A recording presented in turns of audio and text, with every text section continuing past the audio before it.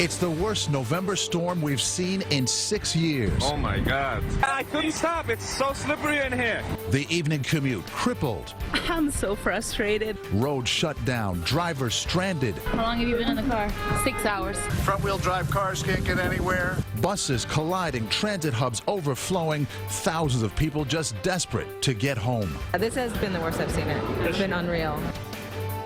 It is unreal. Good evening. I'm Maurice Dubois. And I'm Christine Johnson. The first snowstorm of the season slammed our area during one of the worst possible times, rush hour. And right now, thousands of people still haven't made it home. We have already broken a century-old record in Central Park, and there's a chance of even more snow for the morning rush. Some drivers say they've been stuck on the West Side Highway for at least 6 hours, facing an endless view of tail lights. We have a team of reporters covering the storm, the roads, mass transit, and Lonnie Quinn standing by with your forecast. But we begin with Valerie Castro. She is still in Mobile 2, still on the Henry Hudson Parkway tonight, struggling along here. Valerie. Well, Maurice and Christine, we're headed southbound, which is actually not bad at this hour, but we want you to take a look at the northbound side. Traffic is still crawling right now. Drivers still desperate to get home. We were in that same mess earlier today, and we did the math. It took us 5 hours to go 5 miles. 5 hours. I'm bored. I've been stuck in traffic for the past 2 hours. You've been in the car For 4 hours.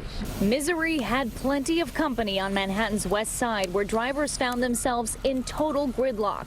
I'm so frustrated. Like, the dog needs to do her business, the kid needs to do her homework, and we just can't get back. It's really bad. 6 hours. Yeah, 6 hours. How do you feel? Tired and hungry. We were in the same boat, traveling right alongside them in Mobile 2. We left the broadcast center on West 57th Street at about 3:15 this afternoon. Right now it's 5:40 and we're at 133rd Street. Traffic has been crawling for most of the ride, and in some cases it has been at a complete standstill.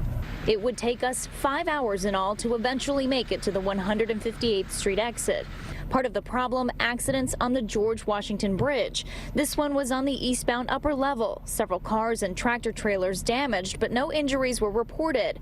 Back on the west side, we wondered, where were all the snow plows? Do you think the city was prepared? No, of course not.